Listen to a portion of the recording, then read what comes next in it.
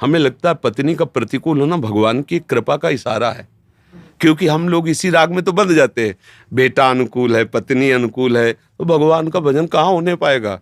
और जब वो प्रतिकूल है, सब प्रतिकूल, तो लगता है यार कोई तो प्यार करने वाला हो, तो फिर प्यार समुद्र भगवान की तरफ हमारा मन जाता है।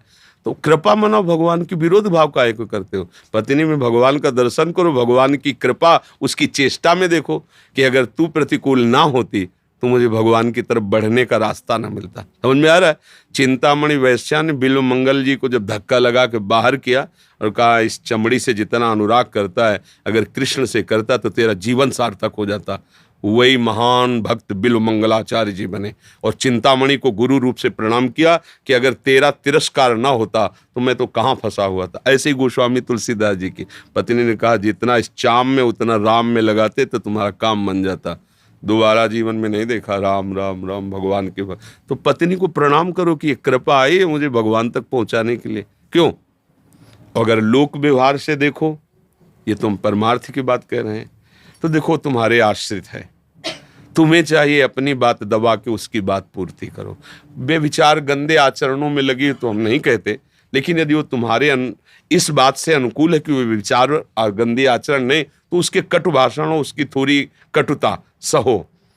तुम्हारी शरण में तुम्हारी पत्नी बनी है तो उसको प्यार दीजिए, उसको दुलार दीजिए, उसमें भगवान बैठे हुए। सारी की सारी बातें लड़ाई होती है अपनी कामना की पूर्ति के लिए। तो तुम भक्त हो, तुम अपनी कामना को दबा दो, उसकी कामना की पूर्ति करो, अभी सब ठीक हो जाएगा। हमें बुरा कब लगता है कि तेरा कर्तव्य क्या है, मैं पति हूं, तेरे को ऐसा करना चाहिए, ये मूर्खता है। मैं पति हूं, मेरा कर्तव्य इसके लिए क्या है, ये बात सोचोगे कभी झगड़ा नहीं होगा। वो थोड़ी देर नाराज है, चुप हो गए। ये बड़े बड़े भक्तों के जीवन में हुआ है।